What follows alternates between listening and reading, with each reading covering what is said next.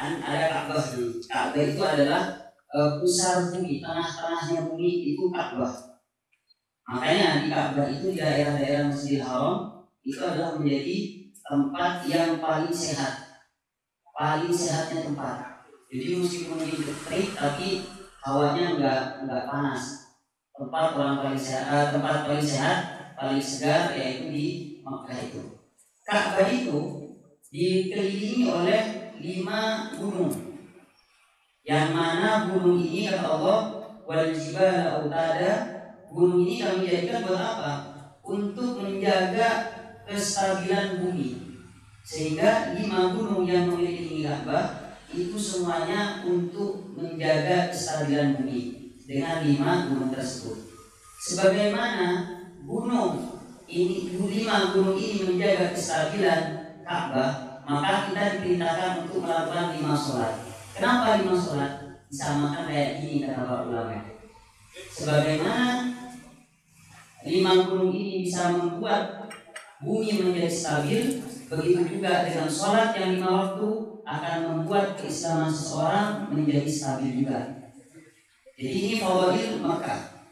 Wa mahajiruhu wa wafatuhu di Madinah. Kemudian tempat hijrah dan tempat wafatnya itu di Madinah. Ini Madinah termasuk tempat yang paling agung, sehingga dulu Madinah ini tempatnya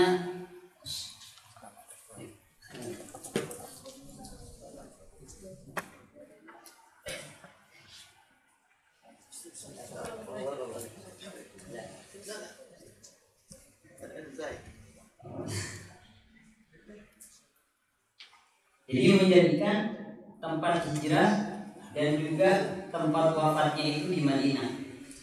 Dulu saking agungnya ini ada namanya Imam Malik. Imam Malik bin Anas ini para pemimpin mazhab Maliki.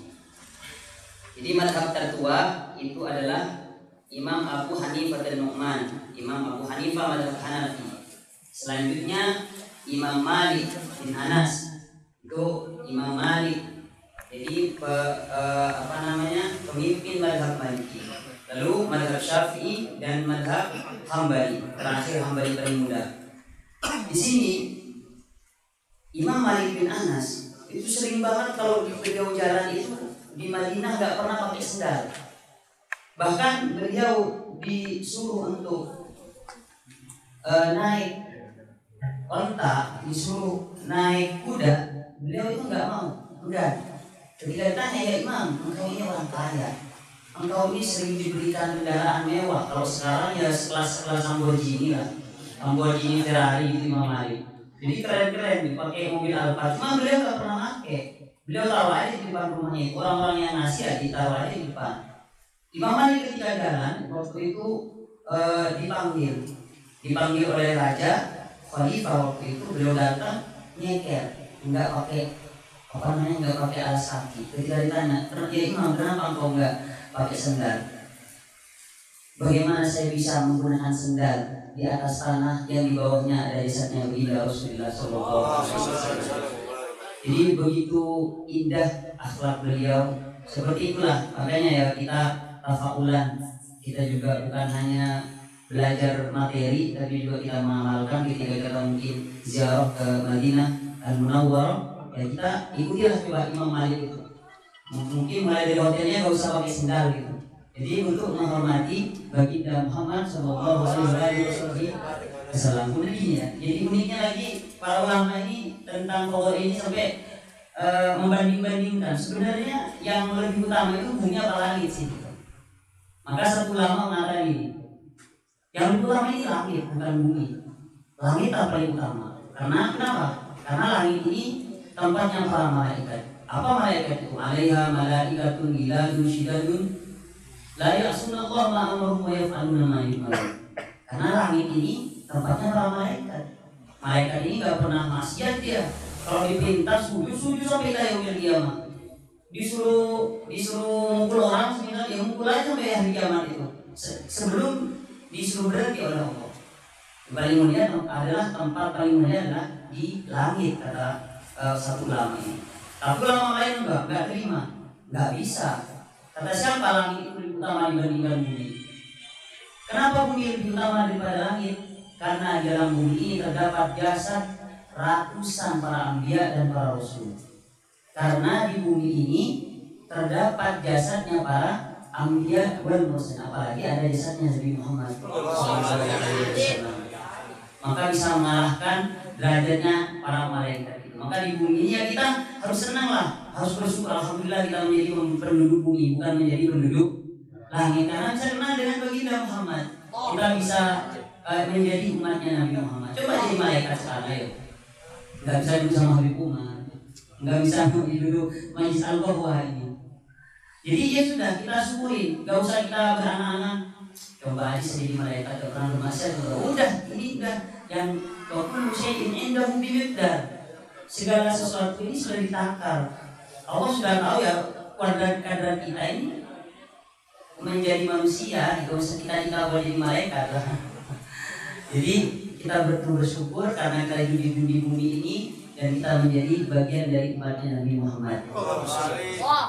Mungkin orang-orang yang tidak mengetahui derajatnya Nabi Muhammad ini mungkin menganggap wah, Nabi Muhammad ini ya hanya nabi aja seperti nabi-nabi yang lain. Ini perlu diperhatikan. Dulu pernah kita itu berpikir sebenarnya, jadi kita pernah tafsir itu awal makhlukin khalaqahullah. Makhluk pertama kali yang Allah ciptakan itu apa? Kita ngaji dulu di surat Al-Qalam itu, Nun wal qalami wa ma yasturun. Jadi makhluk pertama kali yang Allah tulis dan Allah ciptakan pertama adalah kolam. Kolam yang menulis takdir-takdir kita ini di dalam tafsir itu. Tapi di dalam berjanji awal makhlukin, makhluk yang pertama kali Allah ciptakan adalah Nur Muhammad katanya. Nah ini kan kita bingung. Sebenarnya kolam dulu apa Nur Muhammad dulu ya?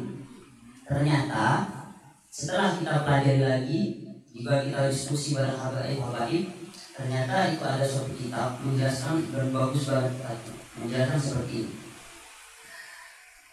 Pertama kali makhluk yang diciptakan itu adalah benar Nur Muhammad. Jadi Nur Muhammad ini diambilkan dari nurnya Allah Subhanahu wa taala. Nur Allah diambilkan satu menjadi Nur Muhammad. Nur Muhammad ini dibagi lagi menjadi tiga, 1, 2, 3. Satunya dibuat sebagai aras, satunya buat bumi dan langit dan seisinya, satunya lagi menjadi kolam yang akan menulis apa namanya takdir kita itu. Jadi ternyata Nabi Muhammad itu adalah awal makhlukin, nurnya Nur Muhammad awal makhluk. Jadi kita ini adalah diciptakan dari tetesan-tetesan nurnya Nabi Muhammad SAW. Bahkan sejagat raya bumi ini semuanya. Makanya orang yang nggak ngerti, yang nggak paham derajat Nabi Muhammad itu, yang mungkin hormatnya ke Nabi Muhammad ya kurang hormat, karena dia tahu derajatnya. Kita ini ada, bumi ini ada, bahkan alam semesta ini ada, aras ada, surga ada, itu semuanya gara-gara Nabi Muhammad. Nah, makanya di sini kata para ulama, sebenarnya itu yang paling agung ini ya, malam paling agung yang kita tahu afdhalul laili lailatul Jumat kan. Malam paling bagus itu malam Jumat. Ya ini kalau disebutkan seminggu ini, dari Sabtu, Ahad, Senin sampai Jumat, yang paling afdal itu ya Jumat. Paling afdal tapi seminggu. Tapi bagi kita yang paling afdal selama seumur hidup dari zaman Nabi Adam sampai yaumil qiyamah, malam terbaik ini adalah malam Lailatul Maulidin Nabi sallallahu alaihi wasallam.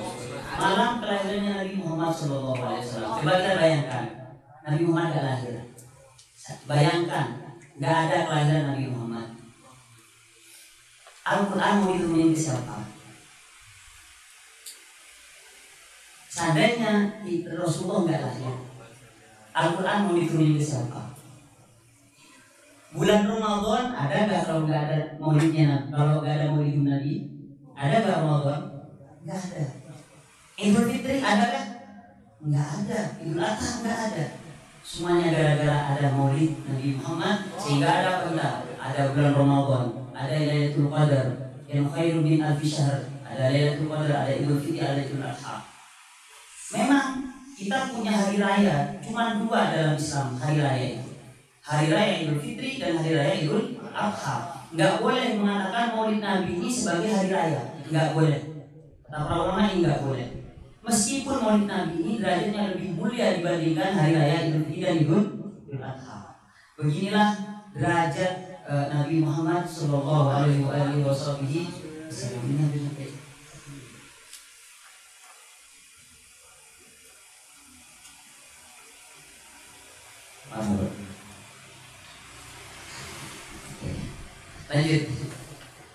Lanjut. Wala khilafa bainal ulama annahuma afdalul buldan al-itlaq. Tidak ada perbedaan di antara ulama bahwasanya Makkah dan Madinah itu adalah menjadi negara atau tempat yang paling utama secara mutlak. Secara mutlak berarti ini nggak ada alasan-alasan.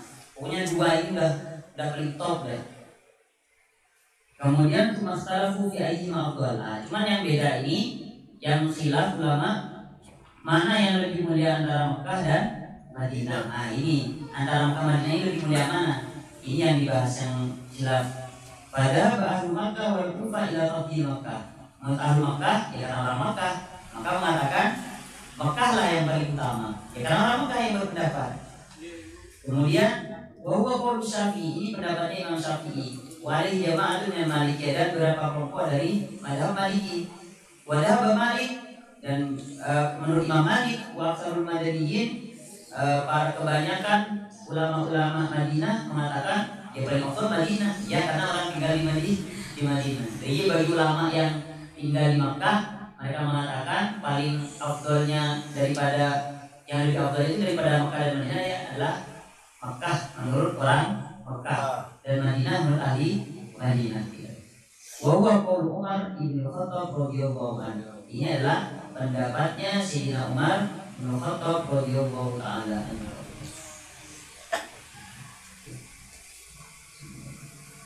Wala khilafa anna mawdi'a qabrihi afdalul buqa. Dan tidak ada perbedaan, sepakat ulama bahwa makbarahnya Rasulullah itu adalah tempat yang paling afdal. Iyalah, mungkin seandainya kita, makanya kalau kita ini benar-benar ngerti derajatnya dari Allah, mungkin kita minta ya Allah jadikanlah saya menjadi debu yang ada di makbarahnya Rasulullah, biar kita bisa nempel dengan baginda Rasulullah. Seandainya kita tahu sih derajat-derajatnya benar, jadi kita mungkin minta seperti itu. Lima warada anna kullan yudafanu fi turbatihi alladhi khuliqa minha. Karena ada hadis bahwasanya semua yang yang dipendam di dalam tempatnya Rasulullah allati khuliqa minha wa huwa sallallahu alaihi wasallam afdalul makhluqin. Dan Rasulullah itu adalah makhluk yang paling bagus, paling afdal. Enggak ada dibandingkan sama siapa? Sama surga. Enggak ada. Bagi sama surga enggak ada. Makanya nanti yang paling lezat itu ketika di surga bukan ketika masuk surganya. Kita kan yang bidadari ada bidadarinya, kita bisa makan yang enak-enak, minum asal, minum madu. Mungkin rumah orangnya nggak ada, mungkin madu yang di surga nanti.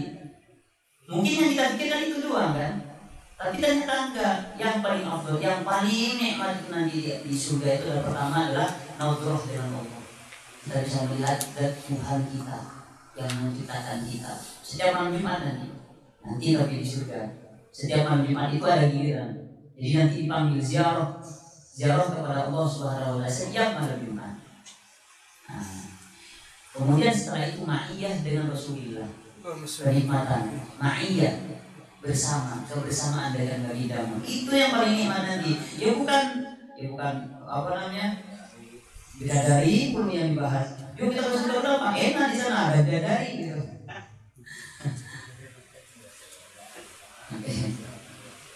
Fata'ayyana anna afdalul buqa. Ya maka jelaslah tempat makbarahnya Rasulullah adalah tempat yang paling mulia. Wallahu a'lam.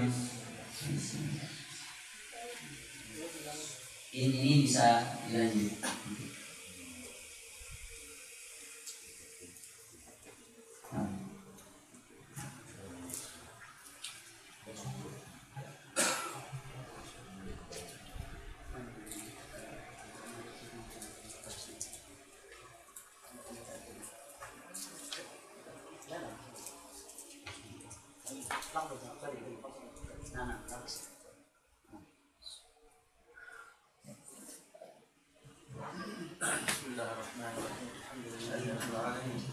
حمدا يوافي نعمه ويكافئ مزيدا.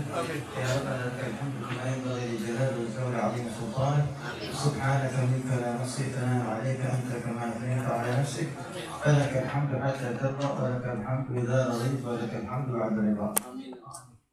Beliau menyampaikan alhamdulillah kepada Allah Subhanahu wa taala dan juga menyampaikan salam kepada Nabi Muhammad sallallahu alaihi wasallam. فاجتمعنا في هذا المجلس المبارك في هذه حلقة العلم هذا البيت المبارك ربنا يجعله منورا بالعلم يا رب الله. Tempat ini adalah tempat yang dipenuhi dengan keilmuan.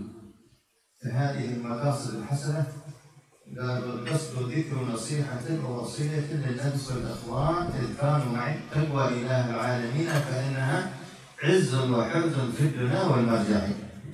Jadi tempat-tempat yang semacam ini adalah tempat untuk kita berwasiat, kita menasihati satu sama lain, karena itu juga akan menjadi penjaga atau menjadi bekal untuk kita baik di dunia ataupun di akhirat. فهذه المقاصد الحسنة هي من تتبع الله عز وجل. Jadi kebaikan-kebaikan yang semacam ini itu termasuk dalam ketakwaan kepada Allah Subhanahu wa taala. قوله تعالى يا أيها الذين آمنوا تعالوا إلى كلمة سواء بيننا وبينكم. Oke, kata Allah berfirman di dalam ayatnya bahwasanya kita ini dikumpulkan dengan satu kalimat sawain bainakum. فهذه المجالس عقدت لذكر الله عز وجل وعقدت لطلب العلم وعقدت للنفع والانتفاع. Maka tempat yang semacam ini adalah tempat-tempat yang baik dan tempat-tempat untuk menyebarkan kemanfaatan. يحصل الاجتماع ثم الانتفاع ثم الارتفاع. Kemudian ini adalah bentuk perkumpulan ijtima, kemudian habis itu intifa, kita memberikan manfaat, setelah itu irtifa, kemudian kita nanti akan diangkat derajatnya. Amin. هذه البلدة المباركة بلدة اندونيسيا معمورة بطلب العلم والعلماء والمتعلقين بهذه المجالس المباركة. Dan Indonesia ini termasuk tempat-tempat yang memang sangat makmur, sangat diramaikan dengan majlis-majlis taklim dan juga oleh para ulama, sehingga tempat ini menjadi tempat yang sangat barokah. فهذه نعمة ليست في كل دول هذه المجالس وهذه. Ini adalah nikmat yang sangat besar dan tidak sembarang tempat, tidak semua tempat mendapatkan kenikmatan yang semacam ini. أحمد الله على هذه النعمة الموجودة عندكم. Maka bersyukurlah dari atas segala nikmat-nikmat yang diberikan oleh Allah kepada kalian semua. فهذه المجالس ينتفع بها كل العوام. Semua majlis-majlis yang semacam ini, semua orang-orang awam itu bisa mengambil kemanfaatan. ربنا ينفع المتكلم والسامع.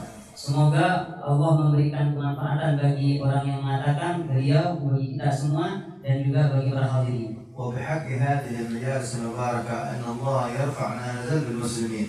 Dan semoga keberkahan atas keberkahan majlis ini bisa diangkat semua musibah-musibah dari orang-orang muslim. والأذى والجور والظلم والفتن. Semua seperti fitnah, kemudian kezaliman, kemudian pengkhianatan dan semuanya semoga diangkat oleh Allah Subhanahu wa taala. العالم كله يتمزق من الفتن والمصائب. العالم كله يتمزق بالفتن والمصائب. Alam ini hancur dan juga akan hancur lebur gara-gara sebab fitnah dan juga sebab musibah-musibah. لا سيما العالم العربي وهو فيه فتن كثيرة. Apalagi di tempat-tempat di daerah Arab sana itu banyak banget perpecahan. فنسأل الله بحق هذه المجالس عند ذكر الصالحين تنزل الرحمة. Dengan keberkahan di sini bahwasanya ketika kita menyebutkan orang-orang soleh itu akan diturunkan rahmat kepada kita. فنسأل الله بحق هذه المجالس أن يرفع عن المسلمين الهدايا والبلايا والفتن ما ظهر منها وما بطن. Semoga berkat majlis ini Allah angkat semua bala-bala, musibah-musibah, kemudian bencana-bencana baik yang zahir ataupun yang batin. وأن الله يبارك في هذا المجلس المبارك ويجعله عامر إلى يوم الدين. Dan semoga Allah memberkahi tempat ini sampai nanti di hari kiamat. فهذا مجلس من مجالس التقوى قال وهذا مظهر ينبئك عن حال أهله ألا إن في التقوى أجل المظاهر. sini adalah tempat-tempat orang-orang yang melakukan ketakwaan, yang mana orang yang melakukan ketakwaan semacam ini itu adalah termasuk paling agungnya ketakwaan. وأن الله يبارك في أخينا أبي عمر صاحب هذه المجلس المبارك. Semoga Allah memberikan barokah dan memberkahi Al-Habib Umar yang selaku pemilik majlis ini. وأن الله يبارك في ابنه. Dan juga semoga diberkahi anaknya. وأن الله يجعله من العلماء العاملين. Dan juga semoga diberikan keagungan dan juga orang-orang yang mengamalkan ilmu. ويكون الصدر في هذا المجلس المبارك. Dan orang-orang yang berhubungan dengan majlis-majlis ini. ويحفظ علينا وعليكم دين الإسلام والإيمان ويتوفانا عليه وهو راض عنا. Dan semoga Allah menjaga kita dan juga memberikan ridho kepada kita semuanya. ويكون سائر منكم رسوله ومطلوب في دار الدنيا ودار الآخرة. Dan semoga kita mendapatkan keberkahan dan kebaikan di dunia dan di akhirat. وما كان الفقير نتكلم ولكن امتثال الأمر. وما كان الفقير أن يتكلم في هذا المجلس المبارك ولكن امتثال الأمر. Beliau mengatakan dari tawadhunya beliau sebenarnya beliau nggak mau untuk ngomong ini.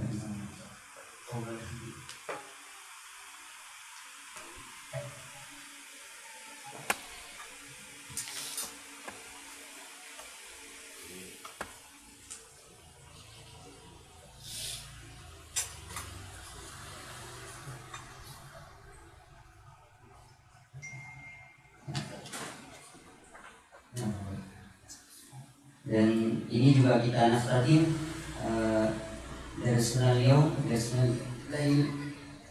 kita nyampe di Famimma warada fi fadli Makkah.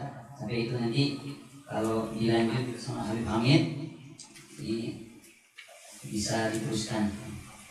Jadi kurang lebihnya mohon maaf, mungkin penjelasan-penjelasan ya pastinya tidak semenarik Habib Hamid ya, karena memang Ana juga muridnya Habib Hamid. Jadi ya Ana minta maaf sebesar-besarnya kalau ada kekurangan atau khilaf dalam penjelasan barusan. Wallahu a'lam bishawab. Assalamualaikum warahmatullahi wabarakatuh. Waalaikumsalam warahmatullahi wabarakatuh. Ini murid plus ustaz di pondok pesantrennya Habib Hamid. Kalau yang masuk pondok ini ustaznya nih, dan Umatil Mukminin dan Al-Ghana.